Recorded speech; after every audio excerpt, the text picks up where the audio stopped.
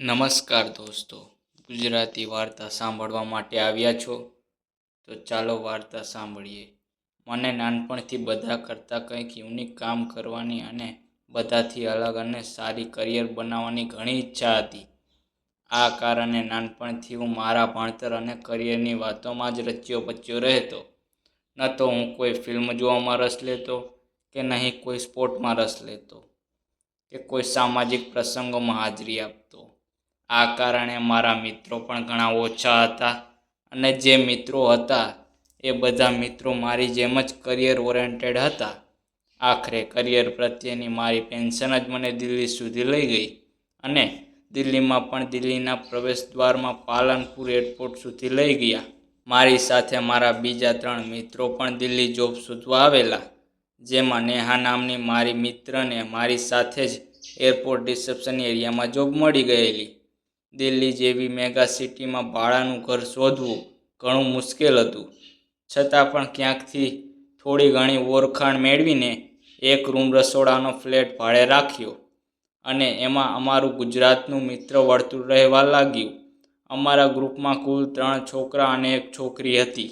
થોડા સમય બાદ તો 4 વ્યક્તિઓની જોબ લાગી ગઈ હતી. એમાંથી હું અને નેહા એરપોર્ટ પર જ જોબ કરતા, એટલે કે ક્યારેક અમારા સમય સાથે હોય ત્યારે સાથે આવન જાવન કરતા અને દિવસમાં પણ ક્યારેક ટાઈમ મળે તો કેફેમાં સાથે બેસતા. નેહાના મળતાવળા સ્વભાવને કારણે મને નેહા સાથે સારું ફાવતું, તો બીજી તરફ નેહાને પણ મારી કંપની ગમતી અને એ મારી કંપની એન્જોય કરતી. અમારી જેમ જ અમારા ગ્રુપના બીજા 2 છોકરાઓની જોબ એક જ જગ્યા પર લાગી ગઈ, એટલે તેઓ બંનેને પણ એમની મસ્તીમાં જ રહેતા. એવામાં એક દિવસ અમારે બંનેને સાથે રજા આવતી એટલે અમે બંને એક સાથે ફિલ્મ જોવા જવાનો પ્રોગ્રામ બનાવતા.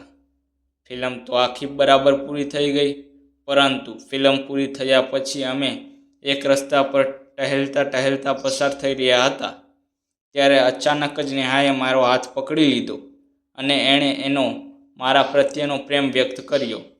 મને પણ એના પ્રત્યે લાગણીઓ તો હતી જ, એટલે મેં પણ એના પ્રેમનો સ્વીકાર કર્યો. નેહા મારી મિત્ર તો હતી જ, પરંતુ પાછળથી રૂમ પાર્ટનર પણ હોવાથી અમારી મિત્રતા દિવસે ને દિવસે ગાંઠ બનતી ગઈ. એમાં વળી અમને નોકરી પણ એક જ જગ્યાએ મળી, એટલે સતત સાથે રહેવાને કારણે અમે બંને ક્યારેય એકબીજાના પ્રેમમાં પડ્યા તેનો અમને જ ખ્યાલ ન રહ્યો. પછી તો હું એના પર અને તે મારા પર હક જમાવવા લાગ્યા. જોકે એ અમને બંનેને ગમતું અને એ રીતે અમે એકબીજાના પ્રત્યે અમારો પ્રેમ દર્શાવતા રહ્યા અને એકબીજાને પણ ખૂબ ચાહતા રહ્યા. દિલ્હી જેવા શહેરમાં પ્રેમ કરવાની પણ એક અલગ જ મજા હતી, કારણ કે આ શહેરમાં તમને પૈસા કે નામથી સાથોસાથ ભરપૂર પ્રેમ કરવાનો યોગ્ય અવકાશ પણ મળે છે.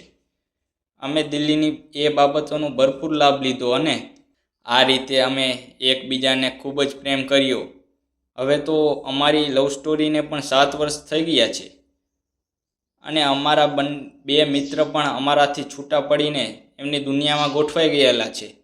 એટલે ઘરમાં હું અને નેહા એમ માત્ર 2 જ વ્યક્તિઓ રહીએ છીએ. જોકે 7 વર્ષના ગાંઠ પ્રેમ છતાં પણ અમે હજુ સુધી લગ્ન કરી શક્યા નથી અને અમે હજુ લિવિંગ રિલેશનશિપમાં સાથે જ રહીએ છીએ.